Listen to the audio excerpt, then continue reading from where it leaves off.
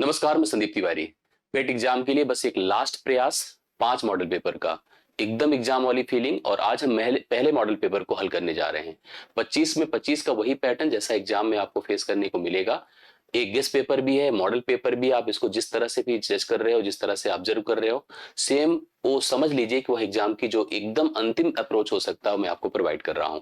तो आपके सामने आज का पहला मॉडल पेपर है और इसको ध्यान से पढ़ें, अच्छे से करें, सारे सवालों को सॉल्व करें, एक एक करके चीजों को कवर करते चलें। मैं इस सेशन को एक लाइव की तरह ही कंसीडर कर रहा हूं, तो इसलिए आपका अपीयरेंस, आपका इन्वॉल्वमेंट, आपके कमेंट्स, आपकी एक्टिविटी बहुत इंपॉर्टेंट हो जाती है। सभी लोग सेशन को एक बार लाइक शेयर भी जरूर कर दें। एक बार अच्छे से इसमें पूरी तरह से कनेक्ट हो जाए, पेन कॉपी उठा ले, पूरे 1 घंटे तक जब तक सवाल हल हो तब तक अपनी एक्टिविटी दिखाते रहें। डिस्क्रिप्शन में टेलीग्राम ग्रुप है, उसको ज्वाइन करे रहें, जिससे कि हम इसका पीडीएफ भी आपको हम प्रोवाइड कर दें। तो चलिए देर ना करते हुए सीधा सीधा सवालों पर आते हैं। आपका इन्वॉल्वमेंट सब कमेंट्स के माध्यम से अब सेशन पर हो जाना चाहिए। तो चलिए देखते हैं पहले सवाल से। और एक शानदार टेबल आपको देखिए पीछे बोर्ड पर दिख रही है। कह रहा है क्वेश्चन नंबर 1 से 5, अर्थात टोटल 5 सवाल इस डीआई से रिलेटेड होगा। निम्न 7 कॉलेज हैं, सारणी जो है 7 कॉलेजेस की बात कर रहा है और छात्रों की संख्या को जो दर्शा रही है, अलग अलग यहाँ पर कॉलेजेस में कितने बच्चे हैं, किसी एक एक्टिविटी में इन्वॉल्व है, एक पाठ्येतर क्रियाकलाप है जो एजुकेशनल एक्टिविटी होती है, जो सिलेबस के अकॉर्डिंग एक्टिविटी होती है, उसमें भाग लेते हैं। एक्टिविटी को डिफाइन किया गया है 1 नंबर, 2 नंबर, 3 नंबर और 4 नंबर से। और सबसे बड़ी बात, अगर कॉलेजेस के नाम देखा जाए तो कॉलेजेस ए से लेकर के जी तक, अर्थात कुल 7 कॉलेजेस दिए गए हैं। जब भी कभी ऐसा सवाल आया करे तो बस देखिए ध्यान से इन बातों को समझिए, नोटिस करिए। एक तो हमें जो अपडेट मिलेगा वो रो वाइज मिलेगा। रो वाइज का मतलब, जैसे अगर हमने यहाँ पर एक्टिविटी 1 की बात करी तो उसमें प्रत्येक कॉलेज से शामिल होने वाले छात्रों की संख्या हम काउंट कर सकते हैं।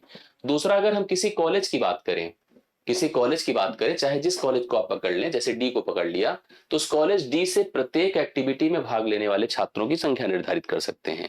2 प्रकार से हम आंकड़े पढ़ सकते हैं। बहुत ही आसान हो जाता है और पढ़ने के बाद पैटर्न क्लियर हो जाता है। अब सवालों में अगर इस कुछ विशेष डिमांड ना कर ले तो बाकी तो चीजें क्लियर हैं। आराम से बहुत बार ऐसे पैटर्न्स को पढ़ाया है। आइए देखते हैं क्या स्थिति होती है। पहला सवाल देखो क्या कहता है। पहला सवाल हमसे कहता है कि कॉलेज 4 में छात्रों की संख्या के परिसर, तो मतलब डिफरेंट तो पूछा ही है। मुझे नहीं लगता कि बहुत सारे लोगों ने परिसर पढ़ा होगा। परिसर का मतलब अंग्रेजी में रेंज कहलाता है और रेंज का मतलब होता है हाईएस्ट वैल्यू से लोएस्ट वैल्यू। किसी समूह के सबसे बड़े मान से सबसे छोटे मान को घटाने से ही रेंज मिलता है। अगर हम एक्टिविटी 4 देख रहे हैं और इसमें सबसे हाईएस्ट वैल्यू 438 देख रहे हैं, सबसे लोएस्ट वैल्यू बगल का ही है, अगर डिफरेंस करिए तो यहां पर 333 आ रहा है। तो श्योर हो गया कि इसका जो रेंज होगा वो 333 है। और क्रियाकलाप अगर हम 3 की बात कर रहे हैं तो क्रियाकलाप 3 देखो ए है। और 3 के बारे में देखो इसने बोला क्या है, अगर पूरा पढ़िए तो 3 के बारे में इसने बोला कि मैं छात्रों की संख्या का जो औसत संख्या है। अब औसत का मतलब सब जानते हैं कि क्या होता है, योग बटा संख्या होता है, अर्थात सभी आंकड़ों का जोड़ बटे आंकड़ों की संख्या करना है। तो यहां पर अगर आंकड़ों को जोड़ने गए, देखिए मैं जोड़ के आपको देता हूं।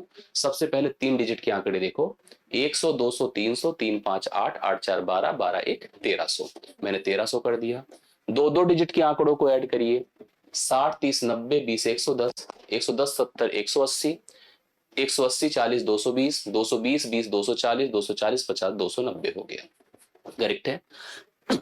3 5 8, 8 5 13 कर दिया, 13। अब जब जोड़ा इनको तो ये 1603 हो गया। ऐड करने पर 1603 हो गया। औसत निकालना है तो बटे 7 कर दो, क्योंकि सभी कॉलेजेस की संख्या 7 थी। जब मैंने एवरेज निकाला तो 7 दूना 14, 6 जीरो होता है। यहाँ पर ध्यान दे, 7 दूना 14, 2 से अगर 7, 2 जीरो होगा बेसिकली ना, 2 जीरो, 7 दूना फिर से 14 होगा, 7 दूना फिर से 14 और उसके बाद कितना होगा, 7 9 63 होगा, 229 आया।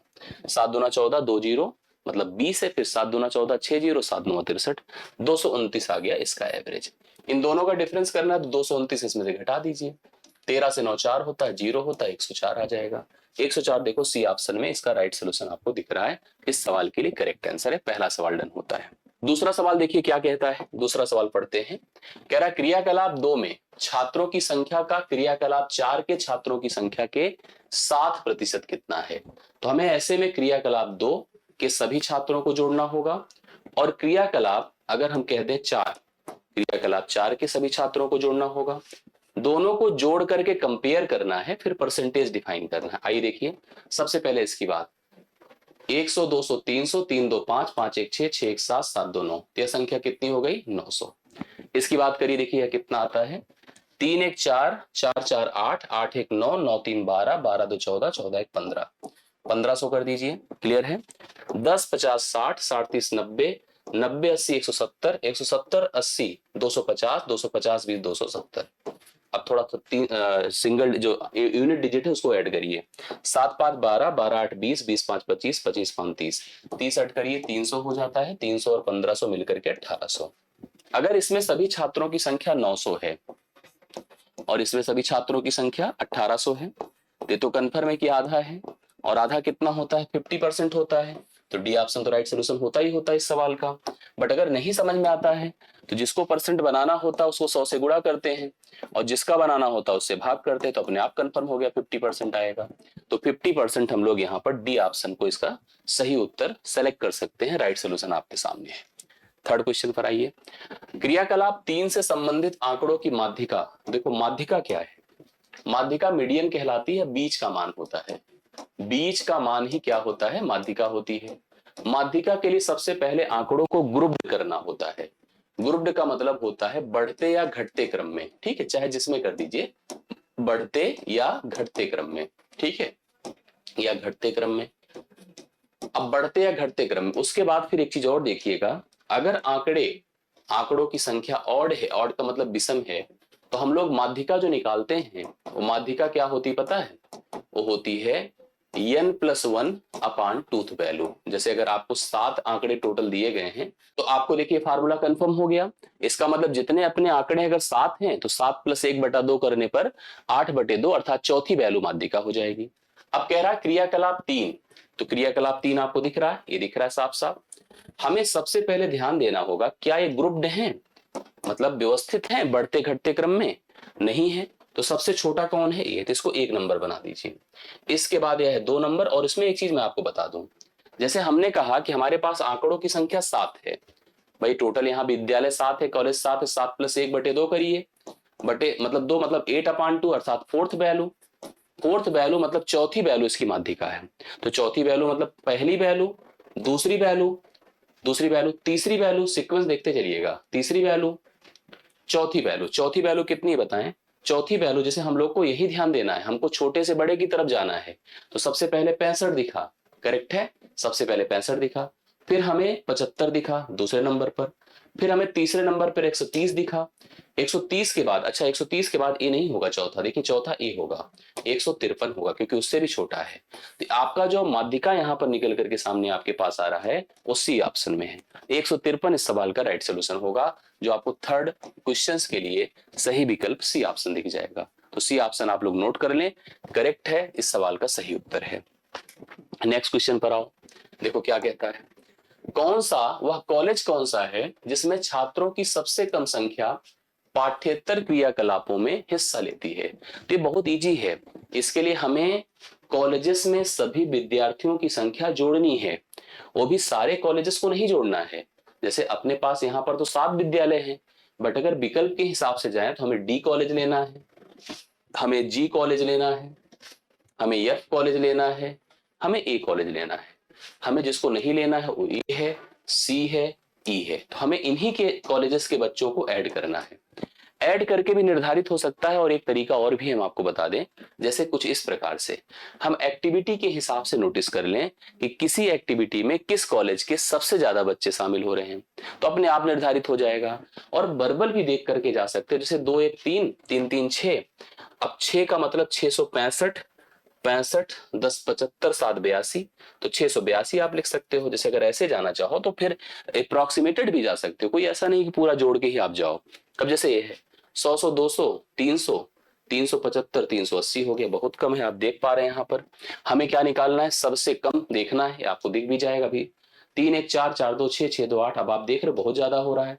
2 1 3 3 1 4 4 1 5। तो सबसे इंपॉर्टेंट आपको सबसे मतलब जो सबसे कम बच्चे दिख रहे हैं कॉलेज डी वाले दिख रहे हैं, जिन्होंने सारी एक्टिविटी में कम से कम पार्टिसिपेट किया, तो इसका सही उत्तर आपका डी हो जाएगा, जो पहले विकल्प में दिखेगा। देखिए इसका एक प्रोसेस और भी था।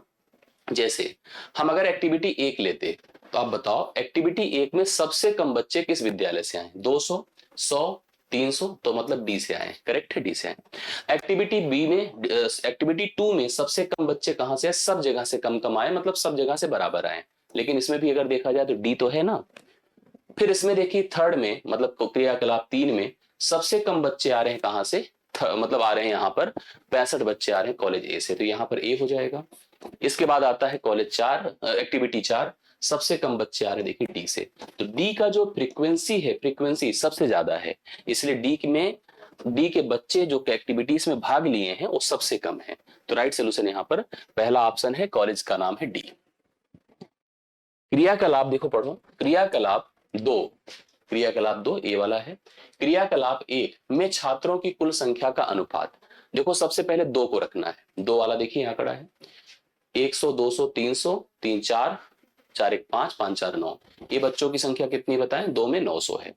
और कॉलेज 1 में देखो कितने हैं, 2 3 5 5 5 10 मतलब 1000, 1000 हो गया 1100, 11 4 15 3 18 2 20 मतलब 2000 है। ये 2 जीरो खत्म हो गए, 9:20 है, 9:20 है।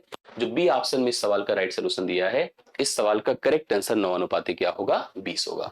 तो पांचवा क्वेश्चन डन होता है, आप सभी लोग नोट कर लें, बी ऑप्शन सवाल के लिए राइट सोल्यूशन बन जाएगा। ठीक, चलिए नेक्स्ट क्वेश्चन पर आइए। देखिए बढ़िया एवरेज का शानदार सवाल दिया है, पढ़ते हैं।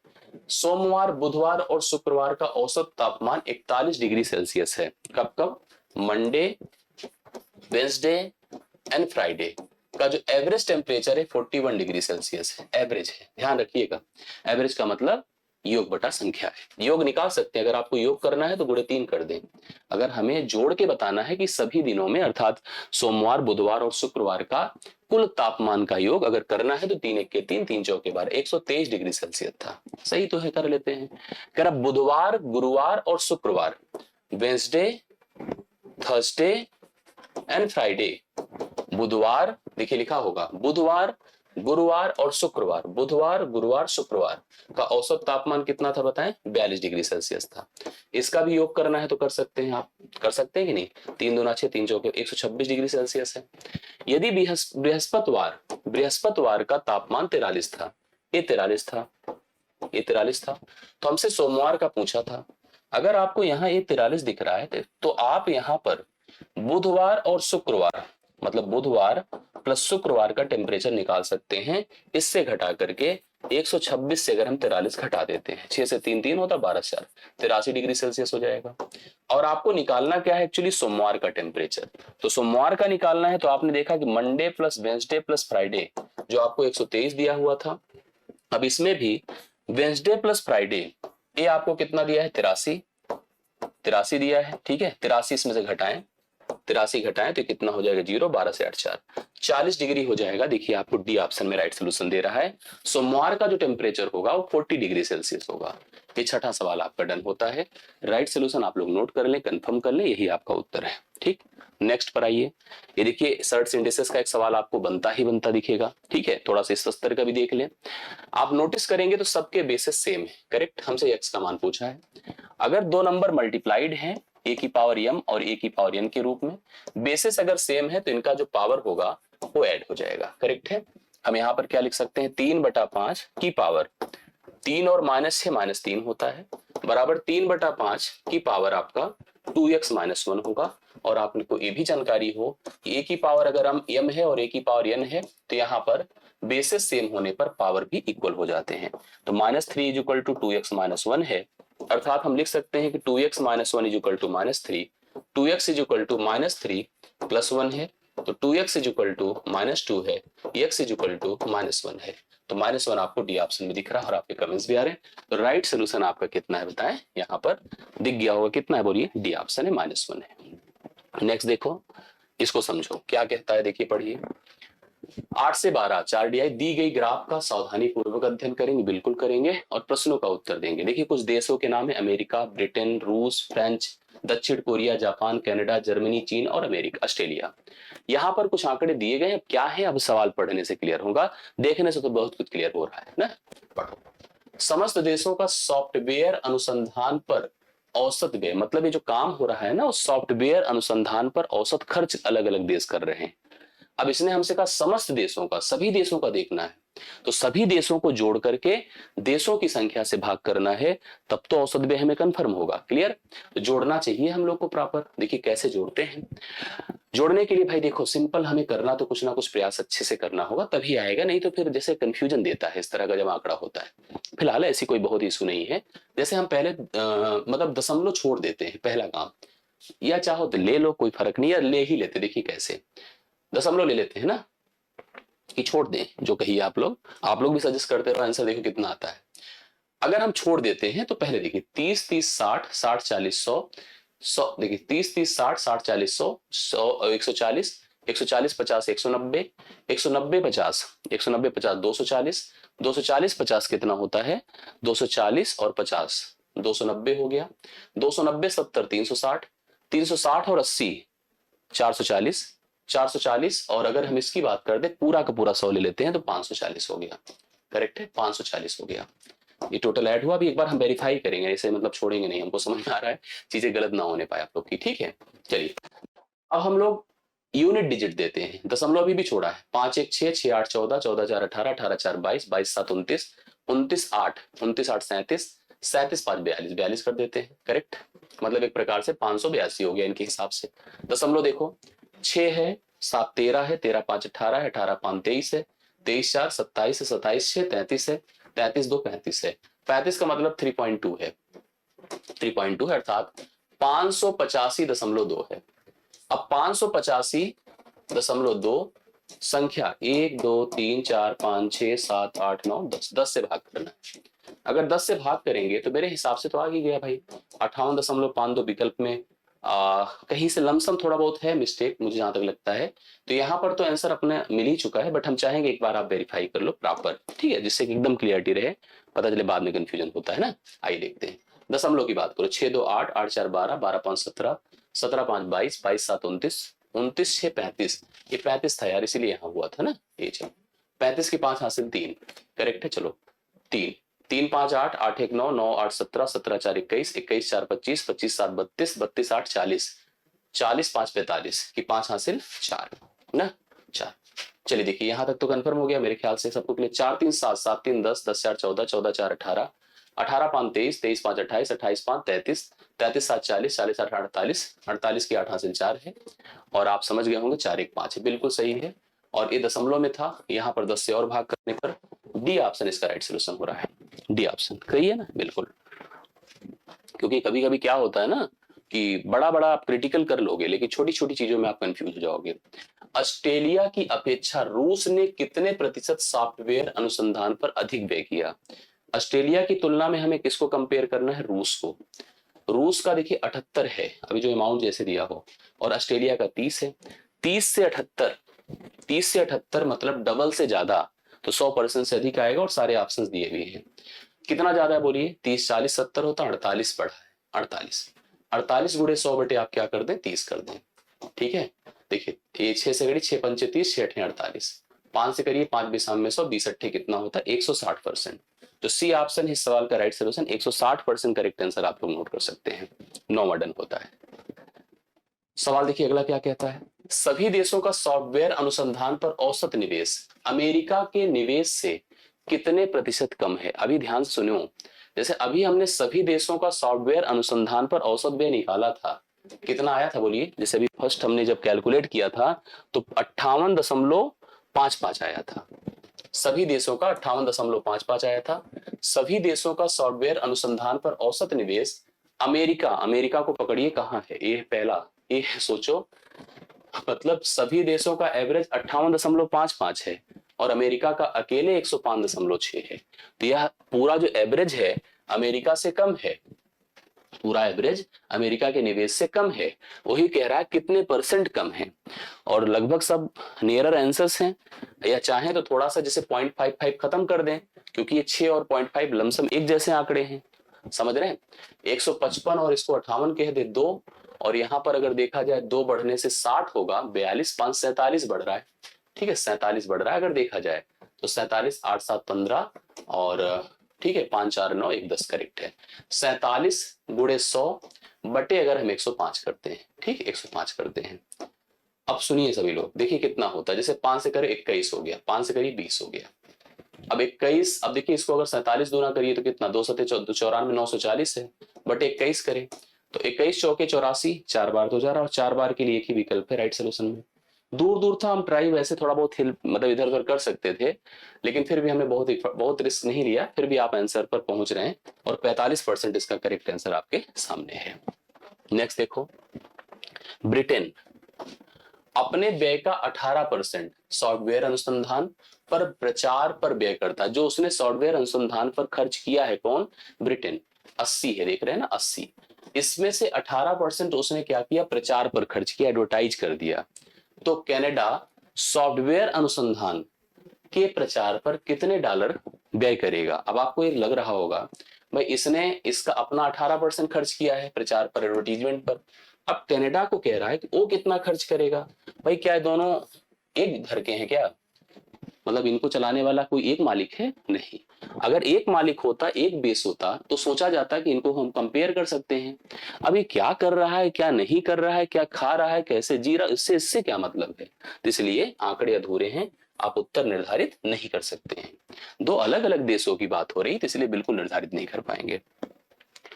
अमेरिका के सॉफ्टवेयर अनुसंधान पर व्यय का, अमेरिका का कितना देखिए 105.6 है। 28% किस देश के सॉफ्टवेयर के व्यय के लगभग बराबर है। अगर हम इसका 28% करते हैं तो 28 बटे क्या होगा, 100 होगा। ठीक है, 4 सते 28 होता है, 4 25 बार होता है, 25 चौके 100, लमसम अगर देखा जाए तो 5 बार तो नहीं जाएगा, बट 4 समथिंग जाएगा। तो 4 समथिंग जाएगा, तो अगर देखा जाए तो 28-30 के आसपास ही आएगा। इस हिसाब से ऑस्ट्रेलिया करेक्ट हो रहा है, और डी ऑप्शन, क्योंकि अगर देखा जाए तो ये अगर 4 दशमलव समथिंग होगा तो 4 सते 28 के ऊपर जा रहा है, और 28 के सबसे क्लोजर कौन है, 30 है, तो 30 ऑस्ट्रेलिया से कनेक्ट कर जाएगा, तो ऑस्ट्रेलिया इस सवाल का राइट सोल्यूशन बन रहा है। ये सवाल देखिए, बढ़िया क्वेश्चन है, लिखा है 0.008, देखिए ध्यान से आप लोग, 0.027, ये भी समझ में आ रहा है, 0.125 करेक्ट है, -0.09 है, गुड। आई, इसको देखिए क्या कह रहा है, 0.04 है प्लस 0.09 है, समझ में आ गया होगा पैटर्न, 0.25 है, -0.06 है, -0.15 है, -0.1 है, का मान ज्ञात करना है। बताओ क्या है, मैं आपको बता दूं, ये है 0.2 का होल क्यूब, करेक्ट है, ये है 0.3 का होल क्यूब, ये भी सही है, और ये है 0.5 का होल क्यूब, करेक्ट है, यस। तो ए क्यूब है प्लस बी क्यूब है प्लस सी क्यूब है, माइनस अगर मैं आपको बताऊं 3abc है, बेसिकली मैं जो समझ पा रहा हूं, ए का मतलब 0.2, बी का मतलब 0.3, और सी का मतलब 0.5, करके देखिए, 3 दूना 6, 6 3 18, 18 पंचे 90 है, 90 के बाद 1 2 3 4, तीन स्थान पे दशमलव लगाना है, ये हो गया 0.09 पर, करेक्ट है, मतलब 3abc है। नीचे अगर देखोगे तो आपको ए स्क्वायर दिखेगा, बी स्क्वायर दिखेगा, ठीक है, प्लस सी स्क्वायर दिखेगा, माइनस ए बी दिखेगा, माइनस बी सी दिखेगा, माइनस सी दिखेगा। तो रूल होता है a cube plus b cube plus c cube -3abc divide by a square plus b square plus c square minus a b minus c b c minus c a बराबर आपका a plus b plus c होता है। तो सीधा सीधा आप तीनों को ऐड कर दें तो 0.2 प्लस 0.3 प्लस 0.5 ऐड करने पर 1 आएगा। ऐड करके देखिए 5 3 8 2 10, 1.0 मतलब 1 आएगा। तो राइट सोल्यूशन 13th का 1 है, that is in option number A, पहले ही ऑप्शन में सही उत्तर है। नेक्स्ट देखिए, 41 क्रमागत सम प्राकृतिक संख्याओं का औसत, सम प्राकृतिक संख्याओं का औसत 48 है, तो सबसे बड़ी संख्या आपको बताना है।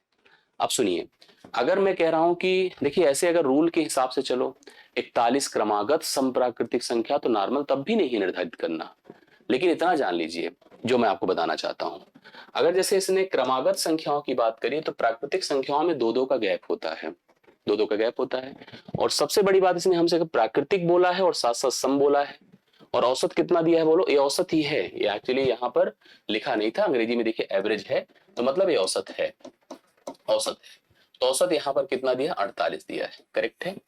और सम संख्याओं की बात है, ध्यान से देखते चलिएगा, कंफर्म हो जाएगा। अब इसने हमसे सबसे बड़ी संख्या की डिमांड करी है। मैं एक बात बता दूं, 41 पहले बताओ सम है कि विषम है, तो आपने कहा नहीं सर ये तो विषम है। जैसे अगर हमारे हाथ में 5 उंगलियां हैं तो सम विषम है, 2 इधर कर दो 2 इधर, तो 5 में तीसरे स्थान पर हमें मिलेगा, अर्थात 41 अगर टोटल है तो 20 इधर 20 इधर, अर्थात यह 21वां नंबर है, 21st नंबर है, 21वां नंबर है जो एवरेज है, जो बीच में है। तो इसका मतलब मुझे इसके 20 नंबर क्रॉस करना हो, 20 नंबर बाद जाना है, और हर नंबर में 2-2 का गैप है क्योंकि मुझे सबसे बड़ा बताना है। तो मैंने क्या किया, 20 गुणे 2 कर दिया जो कि 40 होता है, और 40 को अगर 48 में जोड़ा तो कितना होगा, 88। अर्थात सबसे बड़ा अगर हमसे पूछता तो हम क्या बताएंगे, 88।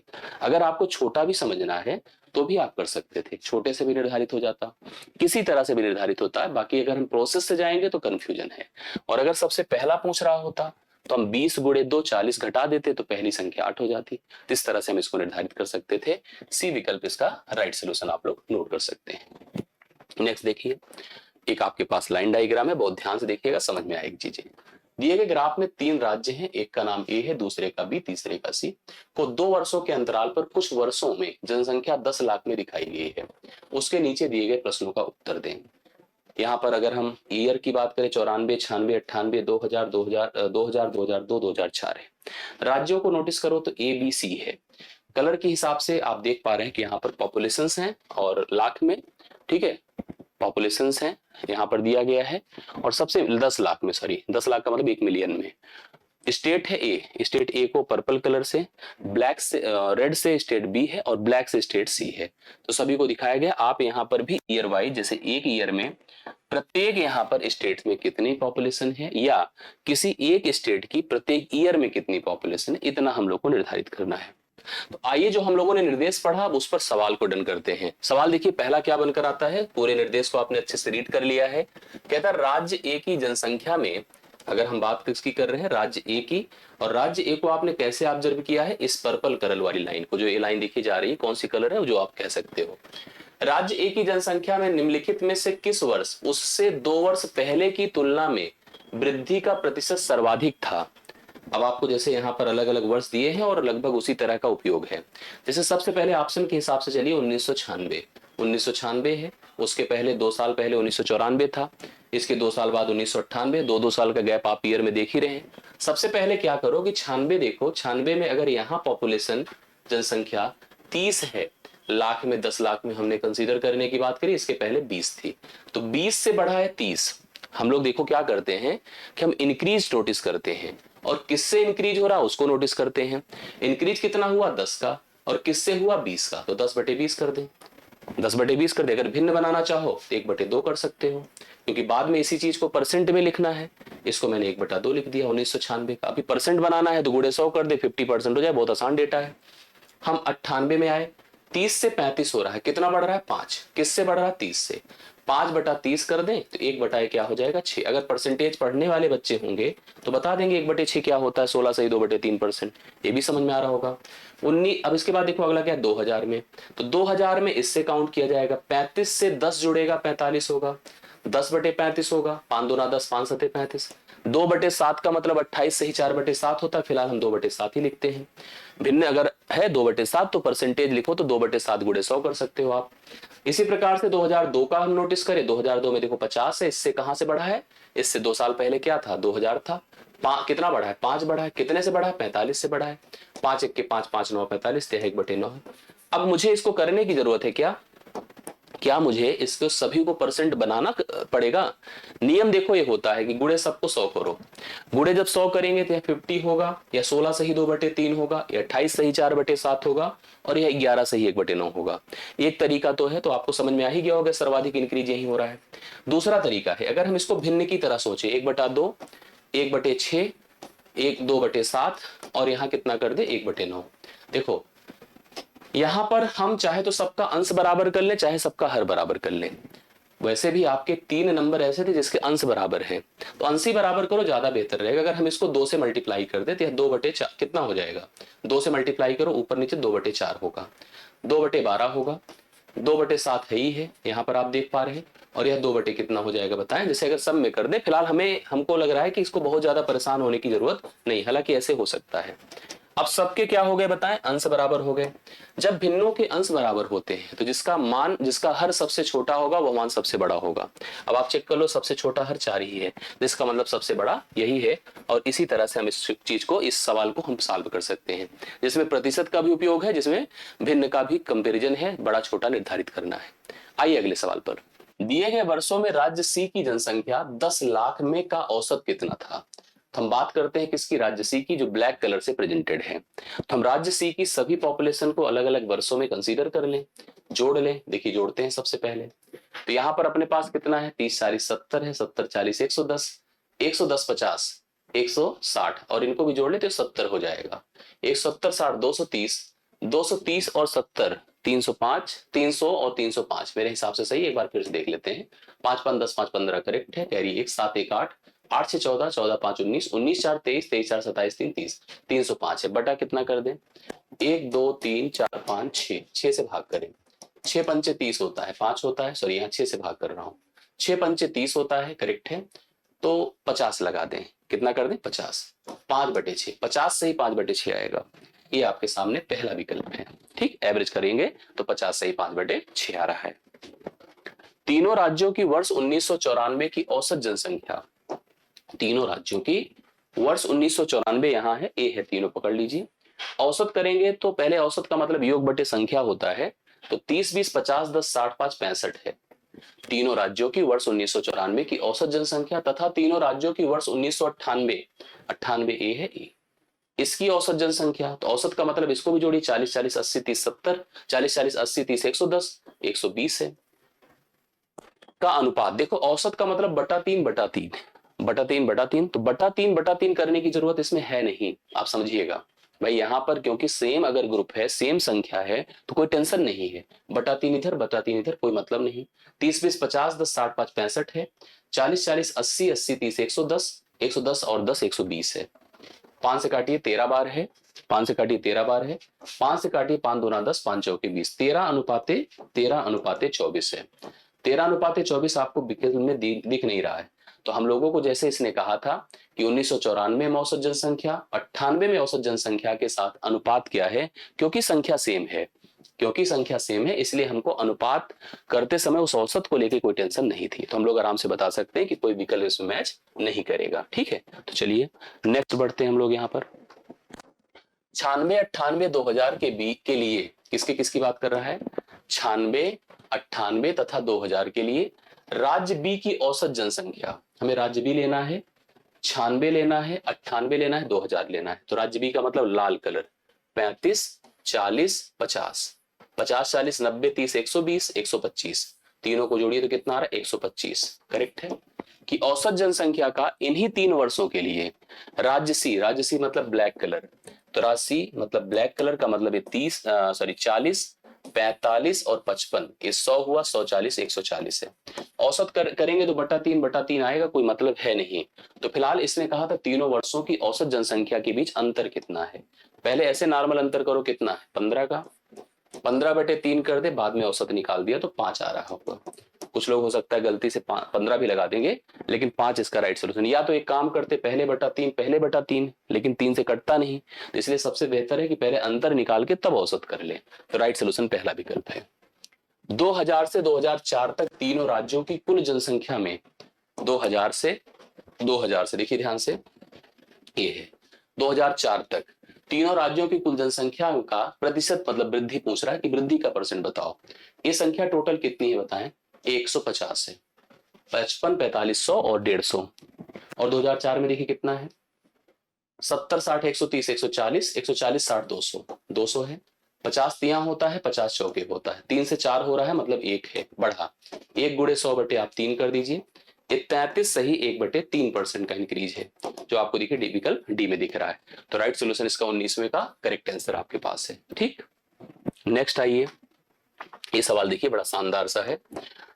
लिखा है x का मान 2 + √3 है और y का मान 2 - √3 है। हमसे 1/x + 1/y पूछ रहा है। 1/x + 1/y दरअसल ये क्या होगा, y + x बटे x × y, यही होगा ना, यस। एक बार आपको दोनों को जोड़ना है और दोनों के गुणा से भाग करना है। जोड़ के देखिए तो रूट थ्री से खत्म हो जाएगा, 4 आएगा, तो इसकी जगह पे तो 4 हो गया। अगर हम गुणा करें तो a प्लस बी और a माइनस बी है, a प्लस बी और a माइनस बी है, इसका मतलब a स्क्वायर माइनस क्या है बताएं, b स्क्वायर है। अर्थात 2 का वर्ग 4 होता है, रूट 3 का 3 होता है, 4 से 3 घटा तो 1 होता है, तो बटा 1 कर दें, अर्थात यह डी विकल्प आपका राइट सोल्यूशन हो जाएगा। 4 आप लोग लिख सकते हैं, 20वां सवाल आपका डन होता है। अगला क्वेश्चन देखिएगा क्या कहता है। एक परीक्षा में 52% छात्र हिंदी में, 42% छात्र अंग्रेजी में असफल मतलब फेल होते हैं। यदि 17% छात्र दोनों विषयों में असफल मतलब फेल होते हैं तो कितने प्रतिशत छात्र दोनों विषयों में पास होते हैं। बहुत पूछा जाता है, यूपी ट्रिपल एससी के लिए बहुत कॉमन सवाल है, एकदम पूछेगा ही पूछेगा। ऐसे बना लीजिएगा हमेशा, एकदम शॉर्ट और सिंपल। ए भी फेल है, ए भी फेल है और ए भी फेल ही है, तो सिंपल सी बात है, पहला विषय हिंदी था, दूसरा विषय इंग्लिश था। हिंदी में फेल हुए हैं 52%, इंग्लिश में फेल हुए 42%, और दोनों में जो फेल हुए हैं कितने बताएं, 17%। क्लियर है, 17%। तो हम ऐसे कह दें केवल हिंदी में कितने फेल हुए हैं, तो 12 से 7 5 होता है, 4 से 1 3 होता है, 35। केवल अंग्रेजी में कितने फेल हुए हैं, 12 से 7 5 होता है, और 3 से 1 2 25%। करेक्ट। जैसे अगर हम आपसे कह दें कि हिंदी में फेल, तो हिंदी में तो 52 फेल परसेंट में, लेकिन केवल हिंदी में 35%। हम आपसे कहें कि अंग्रेजी में फेल तो आपको 42%, केवल अंग्रेजी में फेल है तो 25%। सब अगर टोटल काउंट कर ले तो फेल कितना होता है, 35 25 60 10 70 7 77, 77% तो फेल है भाई। बहुत फेल हो गए। तो पास कितने होंगे, 100 से निकाल दे 23% आएगा। 23% क्या है, पास है, जो सी ऑप्शन में आपको दिया है ना। 77 से 100 से 77 निकाले तो 23 ही आएगा ना। तो इस हिसाब से इसको देख लीजिएगा, कंफ्यूज मत होइएगा, क्योंकि एक जैसे आंकड़े देता है तो बड़ा अजीब हो जाता है। 21 डन होता है। ये देखिए पाई चार्ट आया आपके पास, बहुत शानदार सवाल है, ध्यान से सुनिएगा। दिया गया पाई चार्ट विभिन्न जिलों में उत्तर प्रदेश रोडवेज से यात्रा करने वाले यात्रियों के वितरण को दर्शाता है। डाटा का ध्यानपूर्वक अध्ययन किया और प्रश्नों का उत्तर दें। उत्तर प्रदेश रोडवेज से यात्रा करने वाले यात्रियों की कुल संख्या 22,500 है ना। दूर दूर तो सेंटर भेजा ही है, तो ये सब अलग अलग जगहों से आप कहां से हैं बताइएगा कमेंट करके। कानपुर से जैसे अगर इतनी संख्या में अगर टोटल ट्रेवल होता है तो कानपुर वाले 10% हैं, मिर्जापुर वाले 12 हैं, आजमगढ़ वाले 22 हैं, गाजीपुर वाले 15 हैं, लखनऊ वाले 18 हैं और प्रयागराज वाले 23 हैं। तो सबसे ज्यादा जो ट्रेवलर हैं वो प्रयागराज के हैं, उसके बाद आजमगढ़ है, इसी प्रकार से आपका दिया हुआ है। हम संख्या जिसका कहो उसका निकाल दे। जैसे अगर आप हमसे पूछो कानपुर से कितने यात्री हैं, तो आप कहोगे सर 10/100 कर दो, गुणे 22,500 है ना। यस, 2 जीरो खत्म ही हो जाएगा, 2250 है। नेक्स्ट देखिए क्वेश्चन क्या है। कानपुर की यात्रा करने वाले यात्रियों की संख्या, तो कानपुर वाले कहाँ हैं, देखिए ये है, अभी मैंने डिस्कस किया था, जो कि 1/10 है, ध्यान दीजिएगा, और 22,000 टोटल 500 है। ठीक है, 1 जीरो खत्म होगा, 2250 है, कानपुर वाले 2250 है। आजमगढ़ तथा प्रयागराज को मिला दे, आजमगढ़ तथा प्रयागराज को मिलाकर यात्रा करने वालों से कितने प्रतिशत कम है, तो मुझे लगता है इसमें मान की कोई जरूरत ही नहीं है, इसको निकालने की कोई आवश्यकता नहीं है। दरअसल बेस दोनों का सेम है ना। तो कानपुर से कितने परसेंट है, 10। आजमगढ़ और प्रयागराज, आजमगढ़ और प्रयागराज दोनों को अगर जोड़ दें तो यह मान आपका 45% है। तो कानपुर वाले 10% है और आजमगढ़ और प्रयागराज वाले आप देख रहे हैं 45% है। यहां से यहां तक कितना कम है, 5 दूना 10 है, 5 9 45 है। करेक्ट है। यहाँ पर हमको लगभग आंसर, कानपुर की यात्रा करने वाले यात्रियों की संख्या आजमगढ़ तथा प्रयागराज को अगर हम मिला दे तो यात्रा करने वाले यात्रियों की संख्या से कितने परसेंट कम है। चलिए 9 से 2 हो रहा है, करेक्ट है, 9 से 2 हो रहा है। 7 घटा है, गुणे 100 कर दे, बटे आप कितना कर देंगे बताइए, 9 कर देंगे। 700 बटे आपका 9 करना होगा, तो 9 अठे 9 सते कितना होता है। अगर हम लोग यहाँ पर 9 से भाग करते हैं तो कितना आ जाएगा बोलिए, 9 सते 63 होता है। 63 के बाद कितना होगा, 7 जीरो, फिर 9 सते 63, 77 दशमलव समथिंग करके जाएगा तो 78% हो जाएगा। 78% राइट सोल्यूशन आएगा, जो आपके इस सवाल का सही उत्तर है। मिर्जापुर, गाजीपुर तथा लखनऊ, सवाल पढ़िएगा, मिर्जापुर, गाजीपुर तथा लखनऊ यात्रा करने वाले यात्रियों की औसत संख्या, देखो 2 प्रकार से कर सकते हैं, या तो मान निकाल निकाल के औसत करो, या जोड़ के पहले औसत कर दें। 18 15 33, 33 10 43 2 45, 45 बटे 2 3 कर दें क्योंकि संख्या 3 है, तो 15% औसत आएगा, 15% औसत आएगा। 15% की संख्या निकाल लो तो 15/100 है, गुणे आपका 22,000 क्या है, 500 है। 2 जीरो खत्म ही हो गया।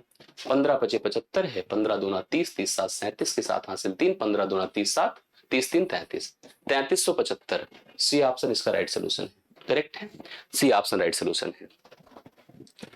मिर्जापुर जिला की यात्रा करने वाले यात्री, मिर्जापुर कहाँ है 12%, प्रयागराज की यात्रा करने वाले यात्रियों से कितने कम हैं?